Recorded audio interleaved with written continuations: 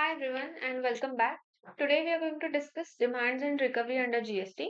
So I have covered the entire content of module for section 73 and 74. ये दोनों most important section है इस chapter के. इसके बाद जो सेक्शन 75 वगैरह they are not very important, फिर भी we will go through them from the module. So let's begin. Basically हमें इस चैप्टर में डिस्कस क्या करना है. तो अगर किसी टैक्स पेयर ने टैक्स पे ही नहीं किया या फिर कम पे किया, ये हुआ टैक्स का. अब इन आउटपुट टैक्स के ऑपोजिट होता है ITC, input tax credit. ITC अगर ज्यादा ले लिया या फिर गलती से गलत अमाउंट ऑफ आईटीसी ले लिया. आईटीसी लेना मतलब अवेल करना, और एक और कंसेप्ट होता है यूटिलाइज करना, मतलब वो आईटीसी यूज करके जीएसटी लायबिलिटी को सेट ऑफ करके रिमेनिंग लायबिलिटी पे करना. तो यूटिलाइज गलती से कर ज्यादा या कम ज्यादा यूटिलाइज कर दिया बेसिकली, या फिर किसी टैक्स का रिफंड भी गलत ले लिया. तो ये सारी गलतियां अगर कोई पेयर करता है तो उसकी होती है डिमांड एंड रिकवरी, एंड ये होती है इन दोनों सेक्शंस में. So today we are going to learn section 73 and 74, demands and recovery under GST. तो होने के लिए दो चीज हो सकती है. एक तो टैक्स पेयर से बोनाफाइड मिस्टेक हो सकती है, मतलब बेसिकली गलती से हो गया टैक्स पेयर से. सो उन चीजों को हम कैप्चर करते हैं सेक्शन 73 में, जहाँ पे द मिस्टेक इज अनइंटेंशनल, जानबूझ के नहीं किया है. And the another one is deliberate attempt which are fraud cases. जानबूझ के इंफॉर्मेशन हाइड करके या फिर कोई गलत इंफॉर्मेशन दिखा के ज्यादा टैक्स सॉरी कम टैक्स पे किया या ज्यादा आईटीसी लिया या गलत रिफंड लिया. So those cases will be captured under section 74. So basically 73 is for innocent taxpayers and 74 is for fraud taxpayers. Let's start right away. Section 73. अब 73 में क्या होता है इसका मैंने डायग्रामेटिक फॉर्म यहाँ पे दिया है. तो ये बस चार्ट आप याद रख के पूरा प्रोसेस आपके दिमाग में बैठ जाएगा. सो सबसे पहले क्या होता है कि डिपार्टमेंट टैक्स पेयर को कम्युनिकेट करती है एक फॉर्म से, और उसमें सारी डिटेल्स लिखी हुई होती है कि इस पीरियड का डिस्प्यूट है हमारा, इस पीरियड का डिमांड है, आपने इतनी amount of tax ITC whatever कम ज्यादा हुआ है, so please explain. So this is a communication by way of form. Please note this is not a show cause notice. इसके बाद शो कॉज नोटिस आती है, और फिर ये शो कॉज नोटिस का हमें रिप्लाई सबमिट करना होता है. अब इस सब की कोई भी टाइम लिमिट दी गई नहीं है, सो इसलिए मैंने भी यहाँ पे इंक्लूड नहीं की है. This is exactly what is mentioned in the module. After you receive show cause notice, you have to submit your representation कि if you are accepting, you have to tell that you are accepting, and if not, you have to contend कि किस grounds पे आपको बोलना है कि हम tax payable ही नहीं है या ITC is correct. तो जो भी आपके grounds है वो आपको उस representation में submit करने हैं. वो सबमिट करने के बाद जो प्रॉपर ऑफिसर है वो कंसिडर करेगा और उसके बेसिस पे एक ऑर्डर पास करेगा. ये जो ऑर्डर होगी ये स्पीकिंग ऑर्डर होगी. स्पीकिंग ऑर्डर मतलब वो ऑर्डर होती है जिसमें सारे फैक्ट्स या जो भी उसने ऑर्डर के लिए कंसिडर किए गए हुए मटेरियल है, सोर्सेस है, सब कुछ एक अच्छे से एक्सप्लेन किया रहता है. एंड जो फाइनल आउटकम है उसको भी अच्छे से एक्सप्लेन किया रहता है कि वी हैव इवैल्यूएटेड दिस आपका ये सबमिशन था वो भी हमने देखा, और उस सारे को कंसिडरेशन में लेके हम ये फाइनल हमारी ऑर्डर दे रहे हैं कि आपको इतना टैक्स इंटरेस्ट पेनल्टी पेएबल है. तो जो भी है वो उस ऑर्डर में लिखा हुआ होता है. सो अभी मैंने ये नीचे वाला चार्ट का जो पार्ट है वो आपको एक्सप्लेन नहीं किया है, ये एक प्लेन प्रोसेस है. पहले ये समझ लेते हैं. सबसे पहले हुआ कम्युनिकेशन, उस पर रिप्लाई नहीं किया तो आएगी नोटिस, शो कॉज नोटिस, उस पर रिप्लाई करेंगे. वो कंसिडर करने के बाद प्रॉपर ऑफिसर ऑर्डर इशू करेगा. अब जो इनोसेंट केसेस होते हैं, हम सेक्शन 73 पढ़ रहे हैं, उसमें पेनल्टी कितनी रहती है. तो पेनल्टी इज हायर ऑफ, हमेशा याद रखना ये पेनल्टी है तो गवर्नमेंट को हमेशा हायर चाहिए. So higher of this is whichever is higher by the way. Higher of 10% of tax under dispute, जो टैक्स पे करना है आपको एडिशनल वाला, उसका 10% या फिर 10,000 विच एवर इज हायर. और this penalty is always payable after 30 days of SCL, ये मैं बाद में आपको समझाऊंगी. सो ये जो पेनल्टी अभी अभी जो हमने डिस्कस किया, ये पेनल्टी वाला, this is for CGST act. Similar penalty आपको एसजीएसटी एक्ट में मिलेगी और सिमिलर पेनल्टी आपको आईजीएसटी में मिलेगी. अगर सीएसआई तीनों है आपके डिमांड में, आपके बेसिकली नोटिस में, तो आपको this will be 30% of tax और 30,000 whichever is higher. It won't be actually 30%, 10% of IGST, 10% of SGST, 10 of C. और 10,000 व्हिचएवर है। सो हर टैक्स के लिए ये पेनल्टी अलग-अलग तरह से कैलकुलेट होगी। बट एग्ज़ाम में आपको इतना ही पूछा जाएगा एंड इतना ही आपको बताना है 10% 10,000। तो ये तो हो गया बेसिक। ये मैंने आपके साथ ब्रॉडली डिस्कस किया। अब इसमें हम और जाके थोड़ा-सा डेप्थ में देखते हैं कि 2 स्टेप्स के बीच-बीच में क्या हो सकता है। So if we come over here, अगर आपको पहला वाला कम्युनिकेशन आया, फॉर्म वाला कम्युनिकेशन, तभी आपने अगर टैक्स पे कर दिया, if tax is paid over here, then no question of SCN, फिर आपको कभी ये वाली एससीएन इश्यू ही नहीं होगी। अब इस केस में कैसे हो सकता है, सपोज कम्युनिकेशन भी नहीं हुआ, आपको खुद से ही पता चला, before even department got to know, you got to know, तो that is called as voluntary payment. अगर आपका पेमेंट वॉलेंट्री है तो, या फिर आपको प्रॉपर ऑफिसर ने इन्फॉर्म किया है कि आपसे गलती हुई है, तब अगर आप पे कर रहे हो, ये दोनों भी केसेस यहाँ पे कवर है। भले ही कम्युनिकेशन हो ना हो, आप वॉलंटरीली पे कर रहे हो, या कम्युनिकेशन या प्रॉपर ऑफिसर के बताने से आप अगर पे कर रहे हो, तो आपको टैक्स एंड इंटरेस्ट पे करना है एंड प्रॉपर ऑफिसर को इन्फॉर्म करना है। उस केस में आपको पेनल्टी 0 रुपीज लगेगी, there will be no penalty. अब प्रॉपर ऑफिसर को इन्फॉर्म करना मतलब क्या? तो बेसिकली पोर्टल पे एक DRC-03 नाम का फॉर्म होता है, ये आपको याद नहीं रखना, मैं बस नॉलेज पर्पस के लिए बता रही हूँ। तो ये फॉर्म भरने से ही प्रॉपर ऑफिसर को इंटीमेशन चला जाता है। उसमें सारा लिखा होता है, रीजन भी लिखा रहता है कि क्यों हम इतना पेमेंट कर रहे हैं। जब भी हम कोई ऐसा वॉलंटरी पेमेंट करते हैं तो हम DRC-03 से भरते हैं एंड वहां पे जब हम भर रहे होते हैं, वहां पे ड्रॉप डाउन में सिलेक्ट भी करना पड़ता है कि we are paying under section 73, तो प्रॉपर ऑफिसर को समझ में आ जाता है। सो बेसिकली मैंने आपको बताया कि बिफोर शो कॉज नोटिस ही अगर आपने पे कर दिया, तो you have to pay tax and interest, you don't have to pay any penalty. उसके बाद प्रॉपर ऑफिसर एक्नॉलेजमेंट इशू करेगा कि यस हमें मिल गया आपका payment, everything is okay and the process will close there itself. STN वगैरह आगे का कुछ होगा ही नहीं। अब जस्ट टू नोट कि ये जो मैकेनिज्म है ये सिर्फ नॉन फ्रॉड लोगों के लिए है, ये अर्ली पेमेंट वाली चीज। फ्रॉड वाले लोगों का क्या है हम देखने वाले हैं। एंड सपोज अगर ऐसा था कि कम्युनिकेशन में लिखा था कि 100 रुपए आपसे पेएबल है और हमने उसमें से 70 रुपीज ही पे कर दी, तो जो रिमेनिंग 30 रुपीज है उसकी फिर शो कॉज नोटिस इशू हो सकती है। So they can always raise the demand और नोटिस और whatever for the remaining amount. तो ये तो हुआ हमने पहले ही पे कर दिया। Suppose we didn't pay over there and SCN was issued. तो अगर एससीएन इशू होने के बाद भी अगर आप पेमेंट कर रहे हो within 30 days of issue of SCN. Okay. Then in that case, again, you only have to pay tax and interest and no penalty. SCN के पहले करो या SCN के आने के 30 days तक करो, you don't have to pay any penalty, you only have to pay tax and interest. ये अभी तक हमने समझा। बट एक बार SCN को 30 days होके गए और उसके बाद आप कभी भी पे कर रहे हो, तो you always have to pay penalty. इसलिए मैंने यहाँ पे लिखा है penalty is always payable after 30 days of SCN. अगर 30 डेज से पहले कर रहे हो नो पेनल्टी, लेकिन एक बार 31st डे आ गया तो कुछ भी करो आप, जो भी आपको अपना रिप्रेजेंटेशन देना है दे दो, बट पेनल्टी तो आपको पे करनी ही पड़ेगी क्योंकि आपने लेट किया है। सो फिर आगे का प्रोसेस तो हमने समझ लिया। इसी चीज को और बेटर समझाने के लिए मैं बोलूंगी कि ये पहले कम्युनिकेशन या जो भी हो, यहाँ पे हमारा आया है एससीएन और यहाँ पे हुए हैं 30 डेज टू एससीएन। सो यहाँ तक आप कभी भी पे कर दो, you don't have any penalty, and from here onwards you will have to pay penalty. This is very sweet and simple section 73। zero penalty and penalty कितनी है तो 10% और 10,000 whichever is higher of this। so ये हो गया हमारा। now let's move on towards section 74। अच्छा एक और चीज, 73 is not applicable for late filing of GSTR 3B and general penalty can be levied। अब इसका मतलब क्या है, तो एक क्लैरिफिकेशन इशू हुआ था। GSTR 3B आपका मंथली रिटर्न होता है जिसमें आप पेमेंट करते हो टैक्स का। GSTR 1 is only a statement जहाँ पे आप आउटवर्ड सप्लाई के बेसिकली लाइन आइटम्स या इनवॉइस वाइज डिटेल्स गवर्नमेंट को बताते हो, लेकिन उसमें पेमेंट नहीं होती। और 3B का नेचर ऐसा है कि जब तक आप पेमेंट नहीं करते तब तक 3B फाइल ही नहीं हो सकती। तो लोगों ने पूछा था कि अगर 3B लेट फाइल किया तो क्या 73 एप्लीकेबल किया जाएगा गवर्नमेंट से, डिपार्टमेंट से? तो उसका क्लैरिफिकेशन ऐसा है कि नहीं, 3B के लिए ये चीज़ एप्लीकेबल नहीं है, क्योंकि लेट फाइल भी किया तो it is already filed, already payment आ चुका होता है। उस केस में कैसे 73 इन्वोक करेंगे?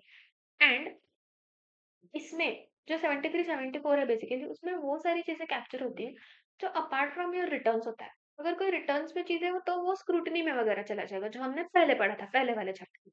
इसमें it is apart from your normal returns या नॉर्मल ऑडिट्स जो है, वो सब छोड़ के अगर कुछ है, तब वो यहाँ पे आता है। इसलिए उन्होंने बताया सेक्शन नहीं है applicable and general penalty can be levied if you are not filing GST 3B और फाइलिंग इट लेट। अब जनरल पेनल्टी क्या है? तो इट इज 25,000 रुपीज फॉर, मतलब सीजीएसटी का 25, एसजीएसटी का 25, आईजीएसटी का 25 अलग। वो यहाँ पे हमें नहीं पढ़ना है, वो मिसलेनियस वाले चैप्टर में चला जाएगा। But this clarification is just something which I wanted to share with you and this is there in your syllabus. अब ये तो हो गया कि प्रोसेस क्या है, हमने देख ली। अब ये जो शो कॉज नोटिस है, इसके ऊपर मैंने एक स्टार लगा के रखा है। ये स्टार क्या है? So there is a time limit to issue this SCN. अब ये सिमिलर चीज मैंने पहले भी एक वीडियो में डिस्कस की थी। सेम टाइप का कंसेप्ट है कि सपोज मैंने जो बोला आपकी 100 रुपीज की लायबिलिटी है। सबसे पहले आपको डिटरमाइन करना है ये कौन से फाइनेंशियल ईयर की लायबिलिटी है। वो फाइनेंशियल ईयर आपको मिल गया, तो उस फाइनेंशियल की एनुअल रिटर्न इज GSTR 9, उसकी ड्यू डेट क्या है वो आपको पता करनी है। Generally this is 31 December of next year, मतलब मेरी 17-18 की ड्यू डेट होगी 31 दिसंबर 2018, मेरी 2021 की ड्यू डेट होगी 31 दिसंबर 2021। तो जिस फाइनेंशियल ईयर की मेरी लायबिलिटी है उसका जो एनुअल रिटर्न है, उसके बाद 3 साल का पीरियड है। लेकिन सपोज ये मेरा due date of annual return आई 31 मार्च 2020, ओके। तो उसके बाद 3 साल हो जाएंगे, 31 मार्च नहीं, मुझे दिसंबर बोलना था, 31 दिसंबर 2025। लेकिन डिपार्टमेंट बोलता है उसमें से 3 मंथ्स आप लेस कर दो, तो ये हो गया 31 नवंबर 2025, sorry not November, September, 31 September 2025, 3 months मैंने लेस कर दिए। तो ये हो गया आपकी डेट SCN इशू करने की। अब शायद आपको नहीं समझ रहा होगा कि ये फ्लो बैठता कैसा है। अगर डिपार्टमेंट को कोई चीज मिल गई कि यस इस पे नोटिस निकालनी चाहिए, तो सबसे पहले वो ये देखेंगे कि अरे क्या इसका टाइम लिमिट चला गया है। अगर टाइम लिमिट चला गया तो वो कुछ नहीं कर सकते, लेकिन अगर टाइम लिमिट है तो then they can start with the communication और डायरेक्टली दी नोटिस। इसलिए ये चीजें यहाँ पे दी गई है। और ये बेसिकली क्या हुआ, हमने 3 साल ऐड किए और फिर उसके बाद 3 महीने लेस कर दिए, उसी का मतलब 2 years and 9 months from the due date of annual return. और ये ऐसा क्यों है, -3 मंथ्स हम क्यों कर रहे हैं? क्योंकि ये जो बिना माइनस किए हुए वाला पार्ट है, ये ब्लू वाला हाइलाइटेड वाला part, this is the time limit to issue the final order under section 73। Final order मतलब क्या? तो ये जो यहाँ पे लिखा हुआ है ना, PO will issue an order, तो ये ऑर्डर इशू करने की लिमिट है 3 years। इसलिए SCN should be at least 3 months prior to that, इसलिए उसमें से 3 महीना लेस करने को बोला है। I hope this is clear. ये इस पे क्वेश्चन आ सकते हैं, एमसीक्यू भी as well as theory questions भी। सो इस टाइमलाइंस को प्लीज समझ लेना, it's very easy to understand, different style से बताया है। एग्जाम में आप कैसे लिखोगे? So exam में you have to write in the same way, 3 years minus 3 months. You cannot write 2 years and 9 months. Okay? ठीक है, तो ये भी हो गया। अब एक और छोटा सा कंसेप्ट है, issue of statement. For example हमारे टैक्स पेयर के रिटर्न्स स्क्रूटनाइज करते वक्त या जो भी है, जो भी इंफॉर्मेशन आई है उससे हमें पता चला कि ये जो टैक्स पेयर ये गलत रेट ऑफ टैक्स यूज करता है। ये हमें 17-18 में भी मिला, ये हमें 18-19 में भी मिला, फिर बाद में हमें 19-20 में भी मिला। पहले 17-18 में ये केस मिली थी, तो हमने उसकी SCN इशू कर दी उसको और उसकी प्रोसीडिंग जब आगे चल रहे हैं। बाद में पता चला कि अरे ये सालों में भी सेम प्रॉब्लम है, तो फिर से सारा प्रोसेस करने के अलावा सेक्शन 73 ही खुद बोलता है कि instead of doing the same thing multiple times, you have to just, you मतलब डिपार्टमेंट, आपने अगर बस एक स्टेटमेंट भी इशू कर दिया तो चल जाएगा, प्रोवाइडेड ग्राउंड्स आर सेम। उस स्टेटमेंट में लिखा रहेगा कि बेसिकली एक्सटेंड हो जाएगा, जो आपके 17-18 के प्रोसीडिंग थे वो 18-19 एंड 19-20 तक एक्सटेंड हो जाएंगे, provided each and every ground is same. उस केस में सारा प्रोसेस फिर से करने की जरूरत नहीं है, सिर्फ स्टेटमेंट के थ्रू आपके प्रोसीडिंग्स या टाइम लिमिट, बेसिकली जो टाइम उसमें कवर्ड है वो एक्सटेंड हो जाएगा। सो ये बस एक कंसेप्ट है, नॉट वेरी रेलेवेंट, लेकिन बस याद रख लेना है इसको। अब ये था section 73 which is very very simple. अब देखते हैं सेक्शन 74 क्या बोलता है। सेम चीज है, पहले आपको एक फॉर्म से कम्युनिकेशन हो जाएगा। नीचे वाला पार्ट एज यूजुअल मैं अभी नहीं बता रही हूँ, बाद में देखते हैं। फिर आपने कुछ किया नहीं तो आ गई एससीएन। एससीएन के भी टाइम लिमिट्स है, 2 मिनट में झट से डिस्कस कर लेते हैं, फ्रेश फ्रेश अभी भी माइंड में।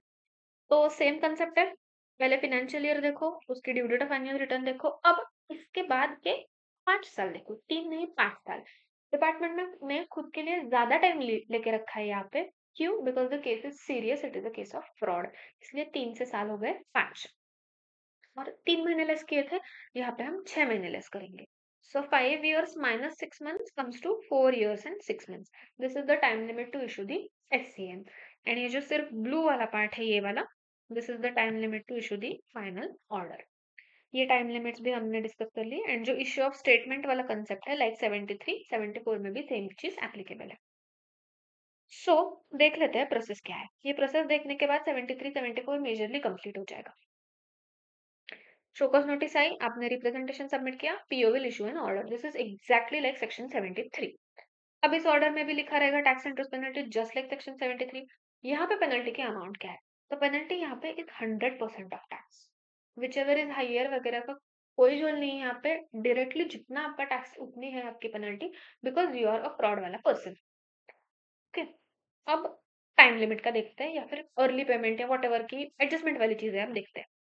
सपोज कम्युनिकेशन के टाइम या कम्युनिकेशन से पहले ही वॉलंटरीली हमने पे कर दिया, तो एससीएन का तो कोई इश्यू नहीं आएगा।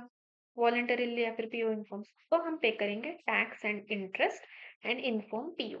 यहाँ पे भी डीआरसी 03 से ही पेमेंट होता है, लेकिन डीआरसी 03 में हम यहाँ पे लिखते हैं कि this is under section 74, because this is a fraud वाला केस।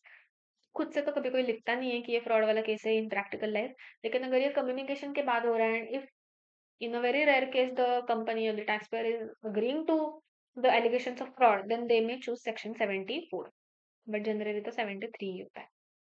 तो अब सपोज हमने वॉलेंटरीली पेमेंट कर दिया, तो हम टैक्स एंड इंटरेस्ट पे करेंगे, लेकिन दिस इज अ फ्रॉड वाला केस, तो गवर्नमेंट यहाँ पे कहीं भी पेनल्टी को छोड़ेगी ही नहीं।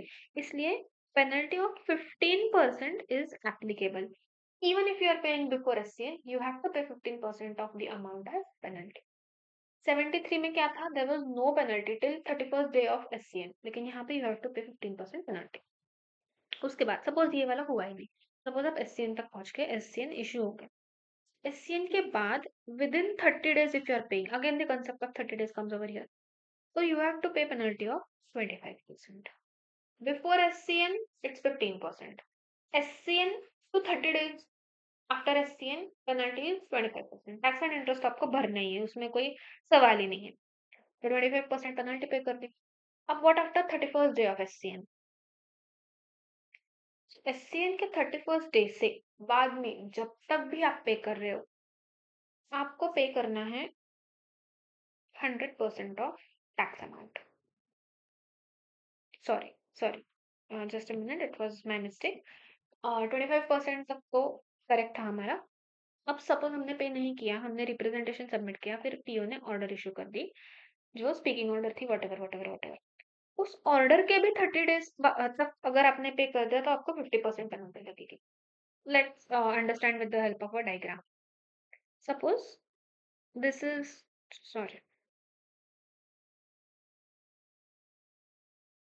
This is my communication, this is my SCN, this is my order, and this is 30 days after SCN, and this is 30 day after order. तो ये भी important है मेरे लिए। अगर मैं इस फेज में पे करती हूँ, तो मेरी पेनल्टी है 15%। अगर मैं इस फेज में पे करती हूँ, this is 30 days and this is also 30 days, इस फेज में अगर मैं पे करती हूँ, तो मेरी पेनल्टी है 25%। अगर इस फेज में मैं पे करती हूँ, तो मेरी पेनल्टी है 50%, एंड इसके बाद अगर मैं पे करती हूँ, तो मेरी पेनल्टी है 100%। ओके, सो यहाँ पे 4 स्लैब्स हैं एंड वहाँ पे सिर्फ 2 ही था कि आप 30 डेज ऑफ एससीएन तक पे कर रहे हो तो यू हैव टू पे, कितना था वहाँ पे, you don't have to pay any penalty and after that you have to pay 100% of penalty. फिर डायरेक्टली 0 एंड 100 इतने ही स्लैब्स थे, बट यहाँ पे ऐसा है 15, 25, 50 and 100। So I hope this is very much clear to you. And penalty कितनी है, तो 100% ऑफ टैक्सेस है पेनल्टी। तो ये तो हमने देख लिया।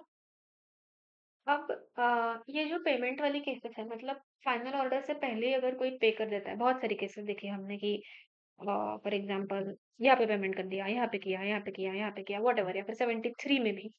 तो उन सारी केसेस में all proceedings shall be deemed to be concluded, मतलब एक बार आप पेमेंट कर देते हो ना, तो आगे का कुछ भी होगा ही नहीं, ऐसा माना जाएगा कि सारी प्रोसीडिंग कंप्लीट हो गई है, उसके बाद कोई भी एक्शन आपसे नहीं लिया जाएगा। इसको एक बस एक्सेप्शन है कि प्रोसिक्यूशन का जो सेक्शन है, सेक्शन 132, इस सेक्शन के लिए ये एप्लीकेबल नहीं है। मतलब सब आपके खिलाफ कुछ भी नहीं होगा, लेकिन प्रोसिक्यूशन हो सकता है। ये जो प्रोसिक्यूशन वगैरह वाले सेक्शन है, ये मिसलेनियस में कवर्ड है, लेकिन ज्यादा एम्फेसिस है नहीं इन पे हमारे सिलेबस में।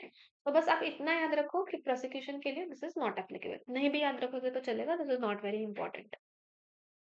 उसके बाद एक कंसेप्ट है मेन नोटिस एंड को नोटिस। मतलब जनरली क्या रहता है, सपोज एक कंपनी पे नोटिस आई है, यही 73, 74 वाले, तो सिर्फ कंपनी को नोटिस नहीं आती, कंपनी के जो डायरेक्टर्स है, ये जो ऑथराइज सिग्नेटरी है, ऑथराइज सिग्नेटरी मतलब वो पर्सन जिसके बिहाफ पे कंपनी, जो कंपनी के बिहाफ पे रिटर्न्स भरता है, प्रमोटर हो, डायरेक्टर हो, कोई भी हो सकता है, उसको भी वही नोटिस दी जाती है। कंपनी के लिए, not in is personal capacity, company के लिए नोटिस आती है, लेकिन उसको भी आती है। इस केस में कंपनी को बोलते हैं मेन नोटिस एंड उस पर्सन को, डायरेक्टर या प्रमोटर को बोलते हैं को नोटिस। सो अगर पेमेंट हो गया तो मेन नोटिस एंड को नोटिस दोनों के केस में इट विल बी डीम्ड कि सारे प्रोसीडिंग्स हैव बीन कंप्लीटेड। ये मुझे आपको बताना था। सो this is the crux and gist of the chapter. यही सबसे इंपॉर्टेंट पार्ट है इस चैप्टर का। आपने देखा होगा बहुत जल्दी कवर हो गया, कंसेप्चुअली भी इजी है, बस याद रखना है आपको कि टाइम लिमिट्स क्या है, प्रोसेस क्या है, एक्सेट्रा। इसके बाद जो चैप्टर में चीजें हैं वो एक बार क्विकली गो थ्रू कर लेते हैं, लेकिन आई वुड सजेस्ट कि वो आप खुद से ही एक बार पढ़ लो, क्योंकि वीडियो देख के कोई यूज नहीं होने वाला है। जो मैं बताऊंगी वो आप खुद पढ़ के ज्यादा समझोगे। कुछ भी उसमें कॉम्प्लिकेशन नहीं है, ना ही वो एग्जाम के लिए इतना इंपॉर्टेंट है। बस एक बार मॉड्यूल से गो थ्रू कर लेते हैं कि एग्जैक्टली बताया क्या है वहां पे। 73, 74 हमारे पूरे हो गए। अब 75 क्या है? तो 73 एंड 74 में कुछ प्रोसीजरल चीजें हो या फिर कोई डाउट्स हो कि ये कैसे कैलकुलेट करना है, वो कैसे कैलकुलेट करना है, पीरियड ऑफ स्टे लेना है या नहीं लेना, तो वो सब के लिए हम सेक्शन 75 में जाते हैं। तो एक बार देख लेते हैं। 75 से जो भी हमारा लिमिटेशन पीरियड है, मतलब 3 इयर्स माइनस 3 मंथ्स या 5 इयर्स माइनस 6 मंथ्स, उसमें पीरियड ऑफ स्टे अगर होगा तो वो कैलकुलेट नहीं होगा, वो एक्सक्लूड करके हम बाद में कैलकुलेशन स्टार्ट करेंगे।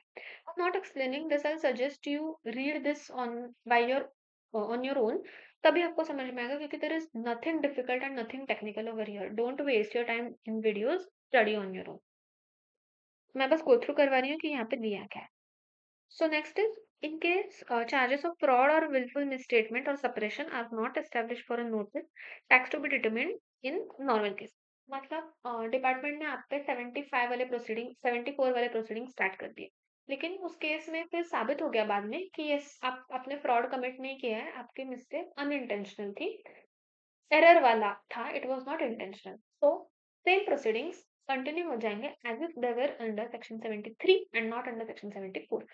उस केस में अगर 5 साल से कम है, मतलब 4 साल, लेकिन 3 साल से ज़्यादा है, तो ये केस आपकी वैलिड ही नहीं रहेगी, बिकॉज़ 73 का time limit was 3 years and 75 was होता था, 74 का था 5 इयर्स। सो 3 साल माना जाएगा, एंड अगर 3 साल ऑलरेडी बीत चुका है तो प्रोसीडिंग्स वहीं पे स्टॉप हो जाएगी। बेसिकली अगर कहीं पे पता चल गया कि आप फ्रॉड वाले नहीं हो, तो 73 के अकॉर्डिंग आपका असेसमेंट स्टार्ट हो जाएगा, and it will be deemed हाँ कि वो नोटिस 73 के अंडर है, फिर से कोई नई नोटिस वगैरह इश्यू नहीं होगी। Okay. Now, adjudication order issued in persons of appellate authority, direction to be issued within 2 years. मतलब where any order is required to be issued in persons of the direction of the appellate authority or tribunal or court, such order shall be issued within 2 years. Basically, अगर कोई order पास की गई है proper officer से और उसके बाद आपने अपील कर दिया उसके अगेंस्ट, तो उसका जजमेंट आपको 2 साल में आ जाना चाहिए। ये बस एक टाइम लिमिट यहाँ पे प्रिस्क्राइब की गई है।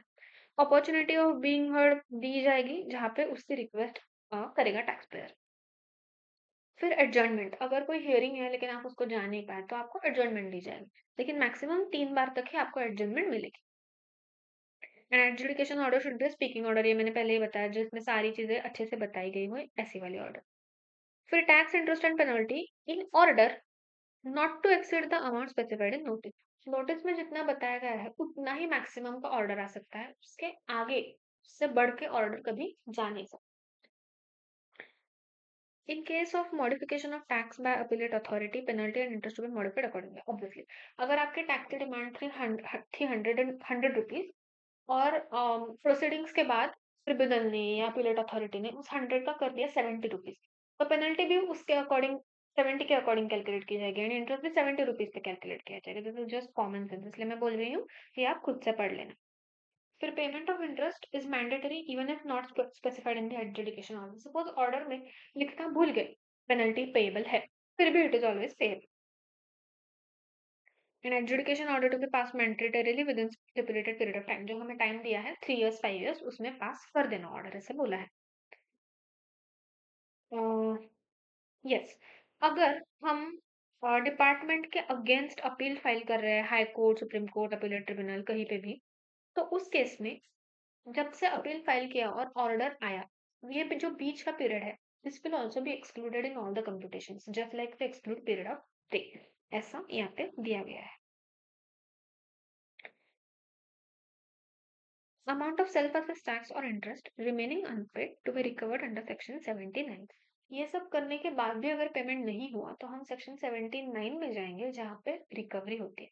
इसमें क्या होता है, तो बेसिकली आपके असेट सीज होते हैं, या आप पे चार्ज क्रिएट होता है, या आप if anyone owes you money then it will be directed to that person कि आप डायरेक्टली गवर्नमेंट को पे कर दो। ऐसे बहुत सारी चीजें इसमें हो सकती है। This comes under section 79। In case of penalty being imposed under these sections, no other penalty to be imposed for the same act or omission। एक बार इस सेक्शन में पेनल्टी लग गई तो सेम चीज के लिए कोई और सेक्शन में पेनल्टी नहीं लगा सकता। अब ये जो इसके आगे है सेक्शन 76 एक्सेट्रा एक्सेट्रा, तो वो आप कर लेना self study, because this is not very important and it's very self explanatory. Still, if you want me to cover that, comment down below. I'll cover the remaining part of the chapter as well. But if you ask me, these two sections and section 75 as well are the only important sections of this chapter, and इस पे आपने ज्यादा focus करना चाहिए। बाकी theory वाला part जो बाकी का है, एक बार पढ़ के समझ के आप स्किप कर सकते हो, that is not very much important. But if you want me to cover, please comment down below. So this was it. Thank you so much and bye bye.